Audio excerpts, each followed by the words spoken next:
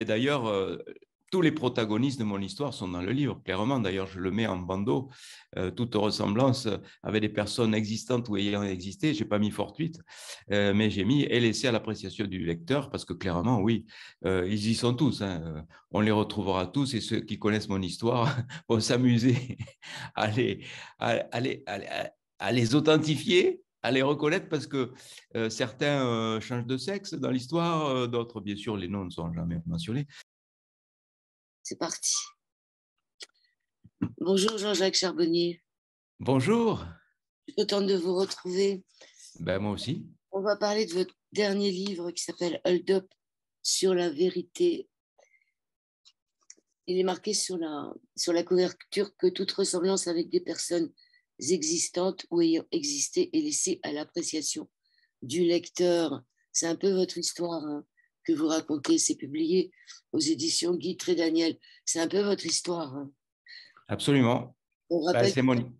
c'est mon histoire. Je ne pouvais pas la raconter dans un document, disons, dans un essai. Donc, j'ai pris l'habit du romancier pour pouvoir raconter un petit peu tout ce qui m'est arrivé. Alors, nous sommes en 2038, en pleine pandémie. Les animaux de compagnie transmettent un virus aux humains, obligeant leurs propriétaires à les euthanasier. Un puissant antidépresseur, la xapine, leur permet de réaliser facilement cette cruelle démarche. Ça m'a rappelé un livre que j'avais lu il y a quelques années, dont je ne me souviens pas le titre, et qui parlait de ce qui se passait en Allemagne à partir de 1942, où la population juive était obligée d'euthanasier ces animaux. Et c'était l'histoire d'un homme qui partait avec son chat pour sauver son chat. Ça m'a rappelé cette histoire-là. Vous saviez que les nazis avaient ordonné aux juifs d'euthanasier tous les animaux de compagnie? J'ignorais totalement ça, mais C'est une histoire ça de... ne m'étonne pas. Enfin, c'est toujours très étonnant, mais disons que on peut dire que la nature humaine, elle est capable du pire comme du meilleur. Hein. Oui, donc le livre commence fort avec des animaux qui ont les yeux, qui ont le blanc de l'œil qui devient vert, et les personnes sont obligées d'euthanasier leurs bêtes sans aucun scrupule, puisqu'elles prennent la xapine qui est le médicament miracle. Ouais. Le médicament miracle qui a été donc fait par Big Pharma et qui permet d'être débarrassé de toute anxiété, de toute empathie, enfin vraiment, de toute humanité, on va dire. Et finalement, c'est le fantasme un petit peu de Big Pharma, d'essayer de tout contrôler, de contrôler nos comportements par ce genre de thérapie. D'ailleurs, je ne sais pas si vous avez vu, mais il y a quelques semaines de ça, sur France 2, a été diffusée une émission qui parlait des EMI. Michel Simès parlait de ça, avec un seul représentant scientifique des EMI, c'est le professeur donc Stéphane Loret du Coma Science Group. Et il a clairement dit dans l'émission, bon, lui c'est un matérialiste, il pense que toutes ces expériences de mort imminente sont des hallucinations, et il a clairement dit dans le reportage, peut-être ça n'a pas choqué grand monde, mais moi ça m'a choqué, que le fantasme, en fait, enfin, il n'a pas parlé de fantasme, mais il a dit le but ultime de tous ces travaux, de tous mes travaux, c'est de mettre au point une molécule qui pourrait débarrasser les personnes de l'angoisse de la mort, comme c'est le cas dans les EMI. Donc, effectivement, le Coma Science Group est arrosé à coups de centaines de milliers de dollars pour faire ces recherches, pour prouver que toutes ces expériences de mort imminente sont des hallucinations, et avec donc sous-entendu que ça serait pas mal de créer une petite pilule pour que les gens n'aient plus peur de la mort, et aussi qu'ils soient débarrassés des souffrances du deuil. Donc ça serait vraiment le jackpot pour Big Pharma.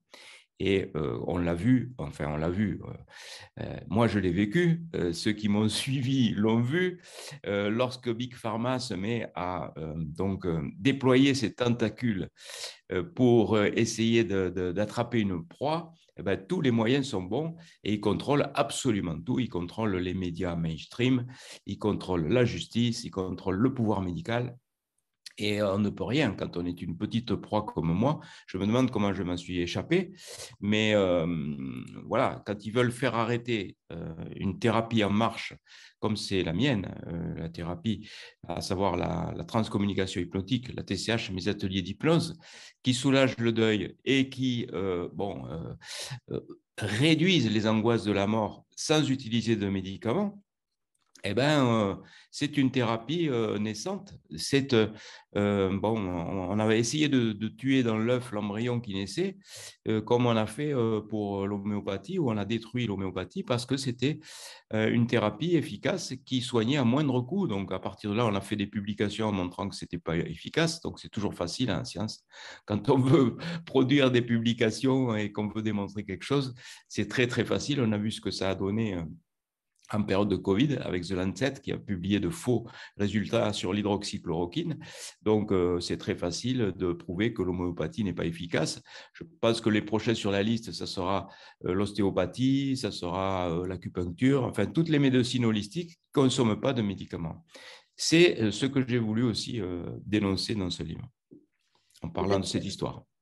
Donc, après avoir exercé l'anesthésie-réanimation pendant 35 ans, vous, docteur Jean-Jacques Charbonnier, vous vous consacrez désormais l'intégralité de votre activité professionnelle à l'hypnose.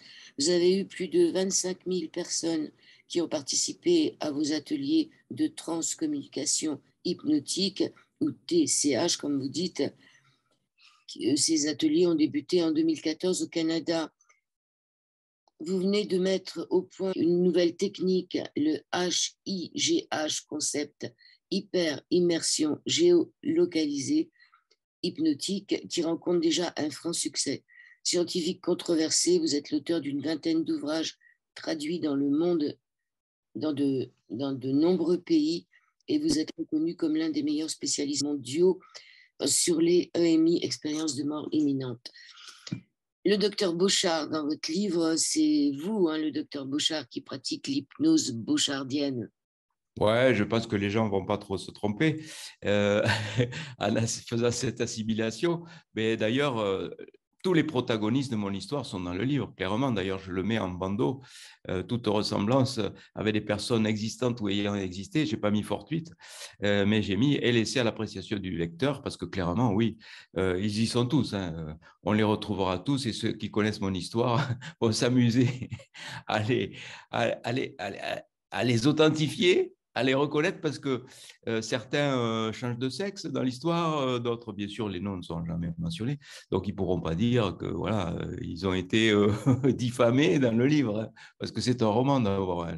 L'histoire est une fiction, les traits sont grossis, les personnages sont exagérés, caricaturé, mais parce que bon, il fallait que ça soit un roman et que les gens aient envie de tourner les pages, voilà. Et je pense qu'ils ont envie de tourner les pages parce que les retours que j'ai là, c'est que les gens lisent le livre très vite. Pourtant, il fait 300 pages, il y a 61 chapitres, mais et ils me disent qu'une fois qu'ils ont amorcé le premier chapitre, ils sont tellement surpris par le premier chapitre que le deuxième arrive après en se disant mais qu'est-ce qu'il a bien pu inventer encore le docteur Charbonnier? Et puis le deuxième est encore plus surprenant et ainsi de suite. Donc voilà, j'essaye d'hameçonner le lecteur pour qu'il il tienne le livre et ne le lâche plus. C'est moi ce que j'aime comme dans un roman, c'est ça, c'est je suis un amateur de romans et je n'aime pas deviner ce qui va arriver. Et là, je pense que le lecteur ne peut pas deviner ce qui va arriver parce qu'il y a à chaque fois une surprise qui arrive. Oui, et puis le titre du livre, Hold Up sur la vérité, ça rappelle un peu le documentaire Hold Up de Barnerias. Je pense que c'est Oui. par hasard. Alors, oui, Pierre Bernarias, je l'ai eu justement hier soir au téléphone. Et il a reçu mon livre, il a beaucoup apprécié.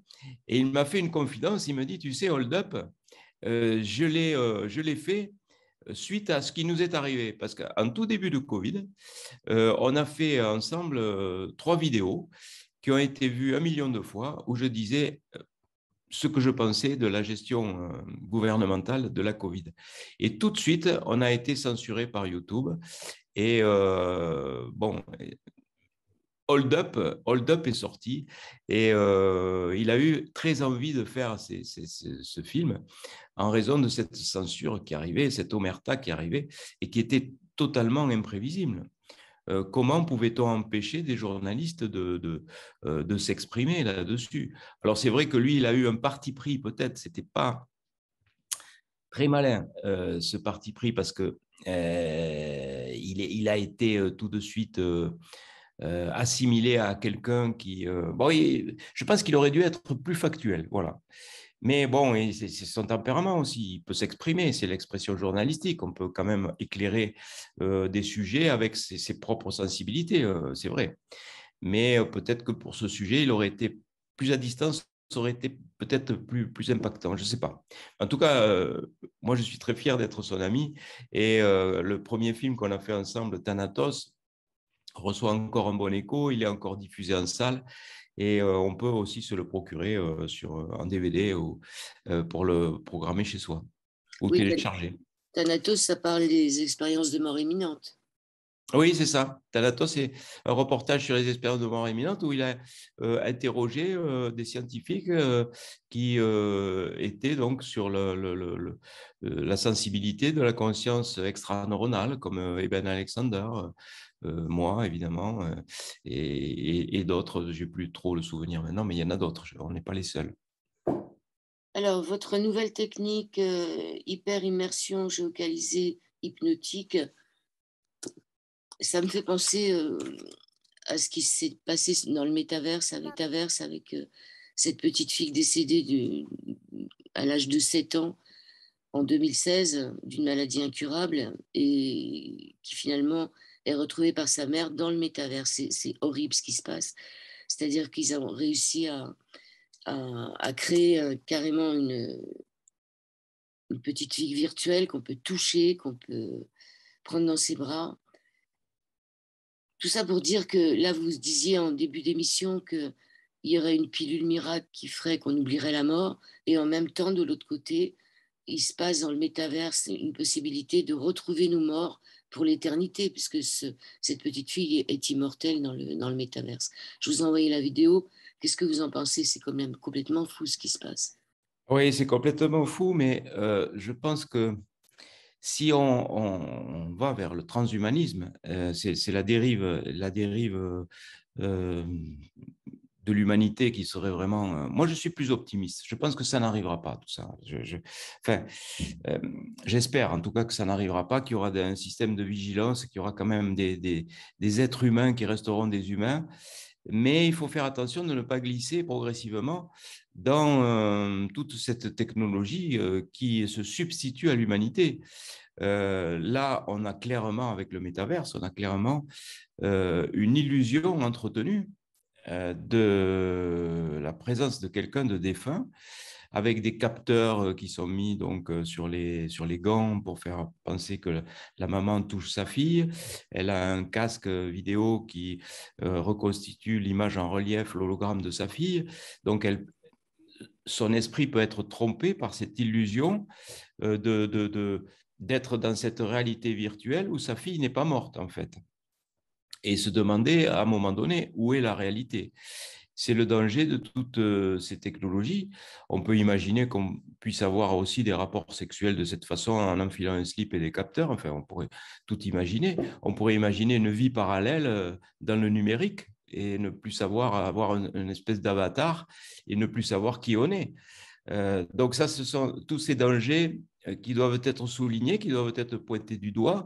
C'est une dérive, une perversion de l'humanité qui peut être dangereuse, évidemment, parce que là, on perd toute identité. Avec des jeux vidéo où la violence est banalisée, où on ne sait plus très bien qui on est, et on peut développer comme ça des attitudes totalement schizophréniques en disant, voilà, est-ce que je suis mon avatar ou est-ce que c'est moi, quoi.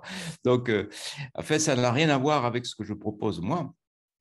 Lorsque je dis aux gens qu'ils vont retrouver leur défunt peut-être, ce n'est pas une illusion, c'est une possibilité par cette expansion de conscience, parce que moi je crois aux perceptions médiumniques, je pense que les médiums ne sont pas des charlatans, contrairement à ce que certains pensent.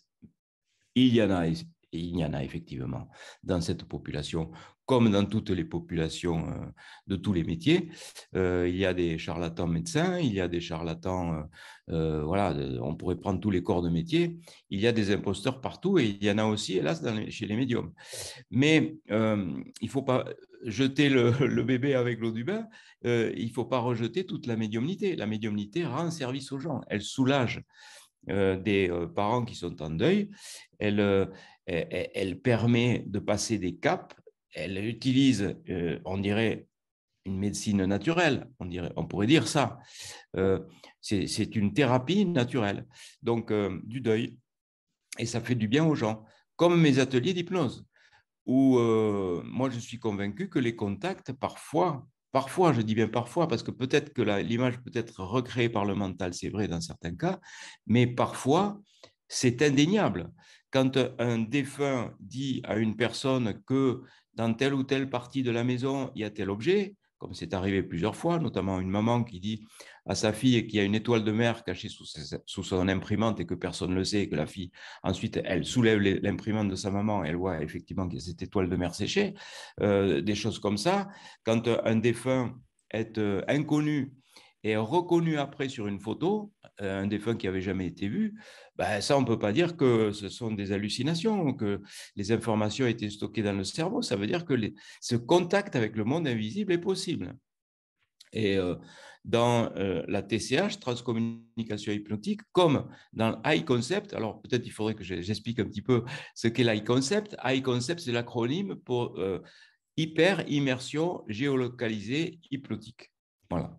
Donc, on se connecte dans des lieux. On a cette possibilité, nous, les humains, tous les humains, on a cette possibilité d'être des médiums, d'être télépathes, de deviner le futur, d'être connectés à des zones qui sont géodélocalisées, à faire du remote viewing. Et on est aussi capable de se connecter aux énergies des lieux. Vous savez, comme les médiums, quand ils touchent les murs d'une habitation, eh bien, ils vont revoir, ils vont avoir des flashs, ils vont avoir le passé de ces lieux, par exemple, ou se connecter en énergie dans ces lieux forts. Donc, on a fait une première expérience cet été, enfin plutôt au mois de mai, en Grèce, dans des lieux dédiés, privatisés, où on a fait ce high concept. On a fait aussi ce high concept dans la plus grande grotte d'Europe, à Lombrive, en Ariège, pas très loin de chez moi ici, où on a eu des expériences très fortes, donc 80 personnes le samedi, 80 personnes le dimanche, où on s'est connecté aux énergies telluriques des lieux et on a eu des expériences très fortes. Et là, on va refaire un high concept en Égypte, dans des lieux qui vont être privatisés. Ça se passera du 1er au 7 novembre avec l'agence Oasis, l'éveil des consciences. C'est une agence qui est spécialisée dans les voyages spirituels depuis 15 ans. Ils ne font que ça. Donc, on a vraiment pu avoir des endroits dédiés très forts. Par exemple, on sera entre les pattes du Sphinx, où on fera une séance d'hypnose entre les pattes du Sphinx. On ira dans des pyramides, on ira à Khéops, bien sûr, mais on ira dans des lieux qui sont pas très connus. On ira à Zaytoun, où est apparue Marie plusieurs fois. On essaiera de se connecter aux énergies mariales. Voilà, ce genre de choses. Et on fera aussi, alors, un autre high concept qui est prévu en juillet, celui-là qui est beaucoup plus original, alors qui peut prêter peut-être à sourire, mais moi, ça ne me fait pas finalement sourire, parce que en TCH, on a souvent des contacts télépathiques avec des extraterrestres. Ça peut paraître fou, hein, mais c'est récurrent et c'est de plus en plus fréquent. Depuis Saint-Hippolyte, il y a 4 ans, eh bien, on a ces connexions.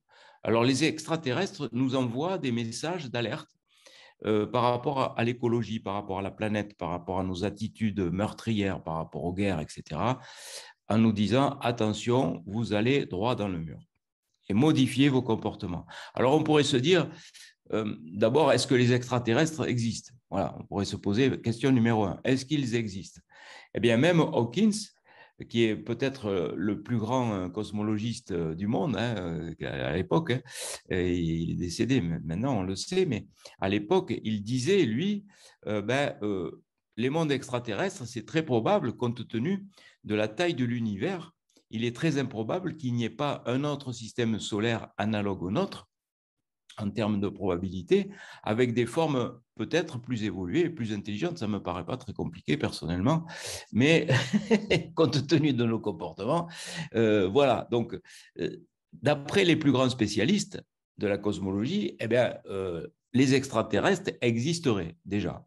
Bon, alors on pourrait se poser la question, pourquoi est-ce qu'ils ne rentreraient pas en contact avec nous tout simplement pour nous découvrir ou voilà, pourquoi. Alors, les messages nous sont donnés en TCH. Les messages récurrents des extraterrestres, en gros, ils nous disent, pour l'instant, on préfère garder nos distances, vous êtes des êtres trop primitifs. Voilà. Moi, ça ne m'étonne pas tellement, hein. Vu de l'extérieur, on est, enfin, des formes vivantes assez particulières quand même. On pense qu'on est les seuls dans tout l'univers, qu'on est les plus intelligents de l'univers. On manque singulièrement d'humilité. On ne sait même pas voyager dans l'univers. Le seul endroit où on peut aller, c'est un petit saut de puce sur la Lune et encore, on n'y est allé qu'une fois. Enfin, on est vraiment sous-évolué. Et en plus, on est en train de détruire, oui, ce seul endroit où on peut habiter et on se tue entre nous. Franchement, ça ne fait pas envie. Quand on voit ça de l'extérieur, on peut comprendre qu'ils gardent leur distance. Alors, puisque c'est de plus en plus récurrent, je me suis dit comment est-ce qu'on pourrait renforcer ce contact éventuel. Vous savez, moi, j'aime bien faire des expériences. Donc, on ira entre le 20 et le 27 juillet faire du high concept, se mettre en état de conscience modifié avec un groupe sur des crop circles qui sont authentifiés comme étant de vrais crop circles, parce qu'il y a aussi les faux, vous savez, les planches, on écrase ça fait des canulars, on écrase des herbes. Là, ce n'est pas du tout le cas, ce sont des herbes tressées qui ont été authentifiées comme étant de véritables crop circles par des spécialistes, parce qu'il y a des spécialistes de ça maintenant, et donc on ira au nord de l'Angleterre faire donc ces high concepts et voir ce qui se passe. Moi, je suis très excité par cette expérience parce que il me tarde de voir ce qui va se passer, hein. Franchement, ça me fait très envie. Et voilà, donc je réfléchis à une hypnose dédiée à cet objectif pour qu'on puisse avoir d'éventuels contacts. Ok, les extraterrestres qui sont venus vous voir pendant les séances, est-ce qu'ils se présentaient de planètes? Est-ce qu'ils disaient des planètes disaient les planètes sont... Alors oui, pour certains, alors moi j'ai pris des notes, mais je ne me souviens pas, c'était des noms très compliqués. Euh, En général, il faut bien reconnaître que ça correspond aux images archétypales de l'extraterrestre telles qu'on se les imagine, c'est-à-dire des êtres filiformes avec des têtes un petit peu plus grandes, des yeux en amande, des peaux couleur chair de poisson ou un petit peu luisantes, sans habits. Euh, voilà. Avec chaque fois ces injonctions. Alors, quelquefois, ils apparaissent sous forme lumineuse. Ce sont simplement des formes lumineuses qui apparaissent et qui donnent des informations télépathiques en projetant des futurs potentiels, on pourrait dire ça. C'est-à-dire, on voit des terres calcinées, on voit des tsunamis, on voit des inondations, on voit voilà, des catastrophes écologiques, et puis on voit aussi le champignon atomique. Voilà. Donc, il y aurait cette menace sérieuse d'après les mondes extraterrestres qui alerterait sur ces vigilances-là, à la fois sur l'écologie et sur la guerre. Oui, mais ça, tout le monde l'a bien senti. Mais justement, est-ce qu'il n'y aurait pas une possibilité, au lieu d'aller voir dans le passé, comme vous allez faire en Égypte, de regarder le futur? Oui, mais on est connecté aussi dans ces high concepts, on est connecté à des informations du futur. Parce qu'il n'y a pas que... on se sert des énergies, si vous voulez. Par exemple, la grotte de Lombrive. Chaque fois, j'essaye de dédier une hypnose en fonction des lieux, en fonction des énergies des lieux. La grotte de Lombrive, par exemple, nous avons fait un high concept en faisant la suggestion suivante, c'est-à-dire que la grotte était un utérus géant tellurique, ça s'appelait Renaissance. Les gens venaient, donc rentraient, étaient bien au chaud, alors il faisait 15 degrés, hein, au chaud dans cet utérus, donc je suggère à tout ça. Ils étaient logés dans des sortes d'alvéoles parce que la grotte de Lombrive est assez particulière. Il y a des espèces d'alvéoles où les gens peuvent se lever et c'est très arrondi, c'est très doux. Il faut y aller au mois de là maintenant parce que l'hiver c'est un petit peu voilà il y a de l'humidité, mais là c'était très doux, donc les gens avaient leur couverture, leur tapis de yoga, etc. Et ils sont levés là.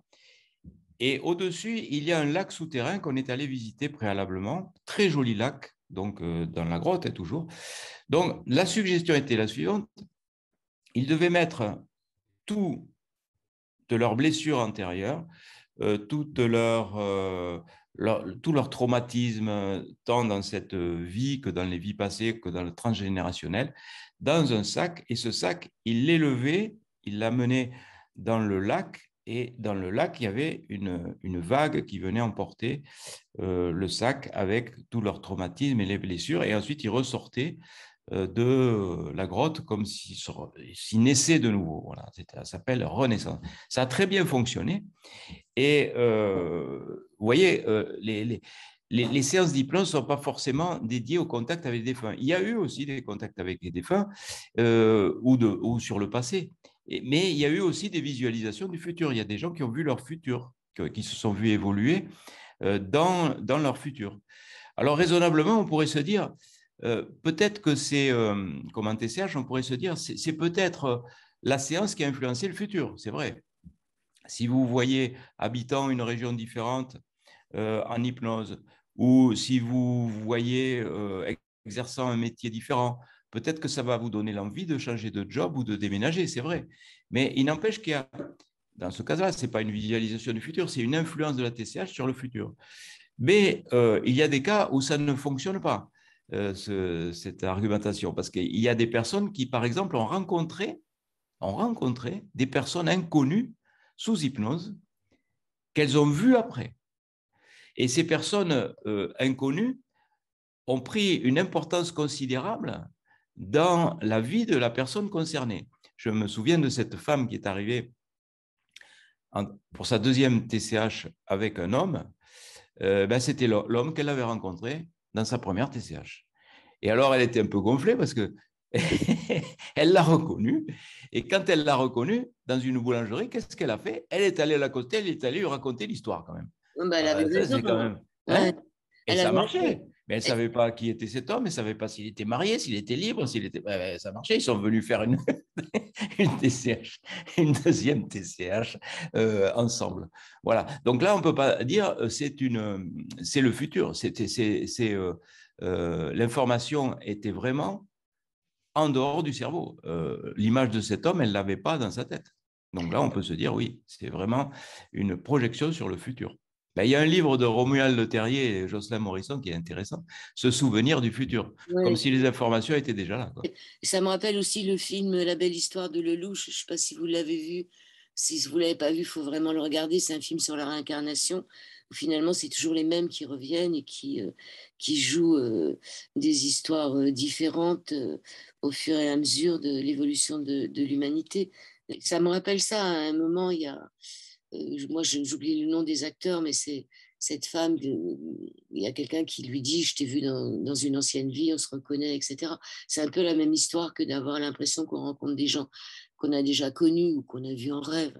Qu'est-ce qu'on fait avec toute cette histoire? D'un côté, il y a quand même une question d'argent, on revient sur le métaverse, ou je ne sais pas si dans la vidéo que je vous ai envoyée, la fille dit qu'il y a un homme qui a payé 460 000 dollars une maison virtuelle dans le métaverse. Il y a quand même tout ce côté où on va vivre une vie à côté. Elle disait aussi que cette femme qui allait voir sa fille décédée, est-ce qu'elle se préoccupait encore de ses enfants vivants? C'est-à-dire, il y a une vie parallèle. C'est un peu ce qu'on cherche quelque part. On ne veut pas voir la mort, donc on va chercher nos défunts pour comprendre et se rendre compte qu'il n'y a pas de fin à cette histoire. C'est fou quand même, parce qu'il y en a qui vont faire de l'argent là-dessus. Il y a aussi le fait qu'on donne la possibilité à Facebook, en envoyant des emails, des vidéos, des photos, de créer un double qui appartient à Facebook. Qu'est-ce que c'est? Dans quel monde on vit? s'il y a vraiment un danger du post-humanisme. Oui, ben, je pense qu'on arrivera à contrôler la situation si on fait d'autres propositions par rapport aux angoisses de la mort et par rapport aux souffrances du deuil. Euh, on est désarmé. Pourquoi on est désarmé? Parce que les religions s'effondrent, la foi disparaît, donc il faut trouver d'autres solutions. L'autre solution, c'est quoi? C'est les médocs. C'est prendre des antidépresseurs et des anxiolytiques. Et s'échapper dans un monde virtuel. Ou s'échapper dans un monde virtuel qui n'existe pas. Donc, il y a peut-être d'autres solutions. C'est de montrer que, en tant qu'humain, on a d'autres capacités qui nous permettent de réagir par rapport à ces traumatismes et par rapport à ces angoisses de la mort. Parce que lorsqu'on a compris qu'on était ici de passage, qu'on avait des expériences à faire et qu'on repartait à la maison après, eh ben, ce n'est pas pareil. Bien sûr, on est triste, mais on n'est pas triste de façon pathologique, au point de vouloir se suicider, par exemple.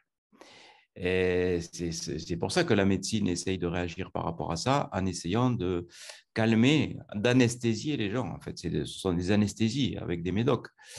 Ou alors, on essaye de faire du business en faisant du virtuel et en envoyant des gens dans une dimension qui n'existe pas. Ou alors, on psychiatrise carrément les gens et on les enferme. Au bout d'un moment, lorsque ça devient intolérable, c'est ça. Donc, moi, je pense et je crois que nous avons en nous les ressources pour réagir et accepter la mort comme faisant partie intégrante de la vie, comme ils le font dans les populations ancestrales et dites primitives, qui pour le coup sont bien plus évoluées que la nôtre. Et on devrait prendre modèle sur le rituel des deuils, sur l'accompagnement festif du passage de la vie à la mort.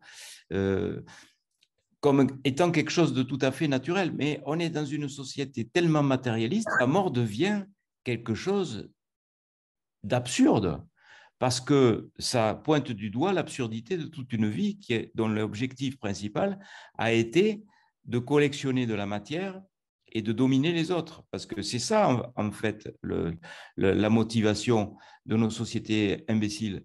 C'est de dire aux gens, si vous voulez être heureux, ben, il faut avoir beaucoup de matière et il faut dominer les autres. Et ça commence très tôt. Ça commence en famille, ça commence par l'éducation. Les enfants, on leur dit quoi, tout petit? On leur dit, si tu veux être heureux plus tard, mon petit, il te faut bien travailler à l'école. Hein. Comme ça, tu auras une belle situation, tu vas gagner beaucoup d'argent et tu vas être le chef, tu vas dominer les autres. Et même s'il faut écraser les autres au passage, l'essentiel, c'est d'être au sommet de la pyramide. Enfin, ce n'est pas dit de façon aussi directe, mais en subliminal, ça veut dire ça. Donc, quel plan de vie foireux? On envoie les enfants droit dans le mur avec ce plan de vie foireux. On fait des générations de frustrés, de névrosés, de psychotiques, parce que, pourquoi? Ben, on n'a jamais atteint ce but. On a toujours un chef au-dessus de soi. On n'a jamais assez de matière. Donc, peut-être qu'il y a une autre façon de leur présenter les choses. C'est pour ça que j'ai voulu écrire ce livre, La mort expliquée aux enfants et la vie expliquée aux enfants, parce que l'hier, de l'autre côté, il ne va pas vous dire combien tu as sur ton compte en banque et combien de personnes tu diriges dans ta vie, quelle est la superficie de ta baraque, quelle est la cylindrée de ta voiture. Et il vous dit qu'as-tu fait de ta vie, comment as-tu aimé les autres? Voilà, ça serait ça notre véritable plan de vie, savoir aimer les autres de façon inconditionnelle aussi, hein, parce que l'amour, euh, c'est souvent, là, il y a une confusion, c'est souvent conditionnel, même dans l'amour d'un couple. C'est des amours très forts en général, c'est vrai, mais il est conditionnel. Je te donne mon amour à condition que tu ne me trahisses pas, que tu me rendes le tien, etc. Donc, il faut expliquer à nos enfants qu'il y a d'autres façons de se comporter dans la vie et qu'on peut parfois eh bien, être heureux, et même souvent et tout le temps, en voyant la vie autrement. Et la mort. Oui, Ça commence par là. voilà, tout est basé sur la peur et la peur de la mort, parce que la peur de la mort des autres, c'est aussi la peur de notre propre mort. Et toute cette société en ce moment est basée sur la peur de mourir. Mm. Exactement. Avec le Covid, on a Et vu. ça arrange bien tout le monde parce que ça maîtrise tout le monde. La peur, ça Ouais. permet de contrôler les populations et on continue à entretenir la peur.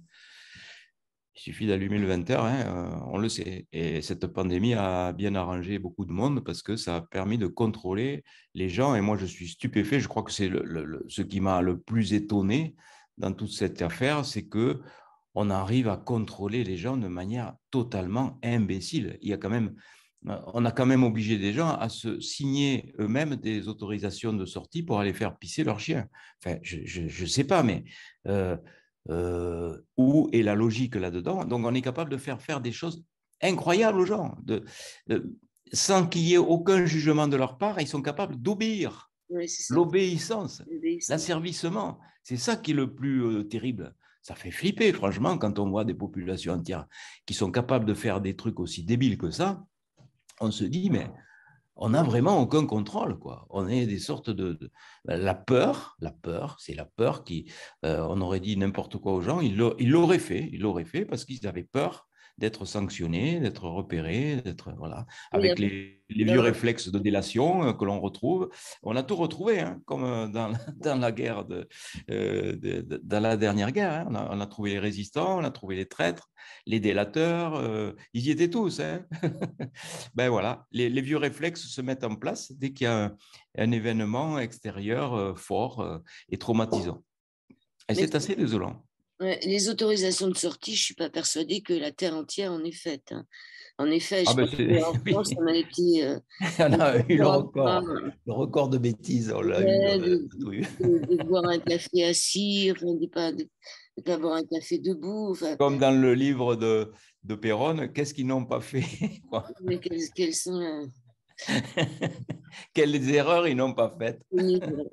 Alors, le livre s'appelle Hold Up sur la vérité. C'est du docteur Jean-Jacques Charbonnier avec un seul N aux éditions Guy Daniel. C'est un roman aux accents d'actualité à dévorer sans modération. On vous retrouve, vous avez un site internet, vous avez quoi? Ben, j'ai surtout ma page Facebook, mon site internet, non, je l'ai laissé tomber parce que je crois que l'actualité, elle est plus sur ma page. Bon, j'ai 114 000 abonnés et je mets tout là parce que je trouve que c'est beaucoup plus facile que l'inertie d'un site parce que bon, j'avais un site, mais je l'ai laissé tomber complètement. Donc, j'ai un journal, mais euh, le journal ne fonctionne plus non plus. Facebook, c'est ma page essentiellement. Je communique là-dessus parce qu'évidemment, je ne peux pas communiquer sur les médias mainstream, hein, surtout sur ce livre-là. Ce qui est sûr, c'est que je ne serai pas invité sur une radio mainstream ni sur une télé mainstream et on ne me verra pas sur les magazines avec ce livre. Hein. Ça, bon, ça ne changera pas grand-chose parce que depuis que je fais ces ateliers, j'ai été blacklisté de partout. Et j'ai subi les attaques que vous connaissez, attaques totalement injustifiées. Et d'ailleurs, j'en profite pour le dire, au niveau de la justice, c'est là où c'est le plus étonnant quand même, que même les magistrats soient contaminés quand même, pour détruire quelqu'un, à tel point que c'est la première fois que le syndicat des anesthésistes, et en particulier donc mon assurance professionnelle, a décidé de porter l'affaire à la Cour européenne des droits de l'homme quand même, pour dire s'ils pensent que c'est injuste Bah, il y ce a qui Louis m'arrive. Fouché aussi dans les anesthésistes. Hein. Comment? Il y a Louis Fouché aussi dans les anesthésistes. Oui, oui, oui. Non, mais Louis Fouché, il n'est pas passé au pénal en lui reprochant d'avoir mal fait son métier. Parce que moi, j'ai quand même fait 35 ans d'anesthésie-réanimation. Je n'ai jamais été condamné ni au civil, ni au pénal pour une seule faute d'anesthésie. Je n'ai jamais fait une seule faute d'anesthésie. Et là, comme par hasard, donc ils ont fouillé ma vie. Hein. Il y a un drone qui est venu chez moi pour m'espionner. Ça paraît fou, hein. J'ai été mis sous écoute. Alors, ce drone en question, j'ai su que c'était... parce que lors de ma première garde à vue, voilà, c'était pour un problème fiscal. On a trouvé un problème fiscal. Et le brigadier me dit, mais on connaît la valeur de la maison, on est venu la visiter. J'ai dit, mais personne n'est venu visiter. Mais si, il y a un drone qui est venu. Donc, ce fameux drone noir qui tournait autour de ma maison pendant une semaine et qui même m'a suivi, parce que ben, C'était de l'espionnage. C'est fou quand même. Hein. Alors, au niveau professionnel, ils ont fouillé, ils n'ont rien trouvé. Et comme par hasard, il y a un patient, alors il doit faire partie lui aussi probablement du système, qui prétend avoir été conscient, sans aucune preuve, hein, pendant mon anesthésie générale. Il prétend, voilà, c'est tout. Donc, je le dis aux gens, si vous en voulez un anesthésiste, vous dites, ah, pendant mon anesthésie, il me semble que j'ai été conscient. Donc, à cause de ça. Mais docteur Charbonnier, à la rigueur, ça se peut, puisqu'on peut faire une décorporation. Oui, d'accord. On peut Mais très bien non, se mais lui, il dit voir. que lui, il dit que c'était très pénible, que depuis, il dort plus la nuit, qu'il devient fou à cause de ça, il fait des cauchemars, etc. Et donc, première instance, je suis condamné à 1 an, ce qui est déjà complètement fou parce que j'ai des collègues anesthésistes qui ont été reconnus responsables pour des homicides involontaires, c'est-à-dire avec des patients qui sont morts sur la table et qui n'ont pas été interdits un seul jour d'exercice quand même. Et moi, pour ça, je suis 1 an interdit. Donc, on part en appel. En appel, j'en prends 3. On part en cassation, parce qu'il y a des vices de procédure. La cassation, c'est ça. Ce n'est pas sur le fond, c'est sur la forme. Vice de procédure, on n'a pas eu accès au dossier médical. Ça ne s'est jamais vu. Dans l'histoire de la justice, ça ne s'est jamais vu. C'est comme si on refusait à quelqu'un d'avoir accès au dossier de l'instruction pour défendre, à l'avocat pour défendre son client. Ça ne s'est jamais vu, jamais. Je n'ai pas eu d'expertise contradictoire. Je n'ai pas pu m'expliquer devant un expert. Donc ça, ce sont 2 fautes graves qui justifient la cassation. Cassation rejetée. Alors, mon assurance part à la Cour européenne des droits de l'homme. Donc, c'est une procédure longue et coûteuse qu'ils vont prendre en charge. C'est dire s'ils pensent quand même qu'au bout du compte, enfin, on verra jusqu'où remonte la corruption, mais là, quand même, à la Cour européenne des droits de l'homme, en principe, il y a eu comme ça des jugements qui ont été cassés à la Cour européenne des droits de l'homme et où l'État français a été condamné à verser aux plaignants une indemnité. J'espère qu'elle sera lourde parce que dans mon cas, ça a été très dur. Il a fallu que je m'arrête pendant 3 ans. Enfin, du coup, je m'arrête définitivement pour exercer mon métier d'anesthésie. Mais c'est quand même un préjudice important parce que derrière les médias mainstream qui étaient aiguillés pour relayer largement l'information m'ont fait passer pour un voyou, pour quelqu'un qui ne payait pas ses impôts, alors que je viens d'être remboursé d'une grosse somme par les impôts. Alors pour un fraudeur, c'est quand même bizarre. Hein. Et oui, en fait, il me devait de l'argent. Donc, voilà, il y a tout ça qui fait qu'il y a de quoi être moyennement agacé. Bon, moi, j'ai un tempérament qui est celui-là. Je me dis que rien n'est grave et tout est juste. Et c'est vrai, parce que maintenant, je me retrouve dans une situation bien meilleure qu'avant, où je fais ce qui me plaît. Ils ont voulu arrêter la TCH et l'hypnose. Ils ont fait exactement l'inverse parce que du coup, à force de m'assassiner sur les médias, eh ben, les gens ont eu un grand courant de sympathie. Certains qui ne me connaissaient pas ont appris à me connaître. Et donc, du coup, ça a fait le succès de la TCH. Et puis, ils voulaient l'arrêter. Je ne fais plus que ça maintenant. Donc, j'en fais 3 fois plus qu'avant. Donc, ils ont tout faux. C'est ce qui se passe dans votre livre, à force de vouloir, enfin, à force de vouloir enquiquiner les gens, ça fait de la publicité pour eux Ben, et bien sûr. contre-productif.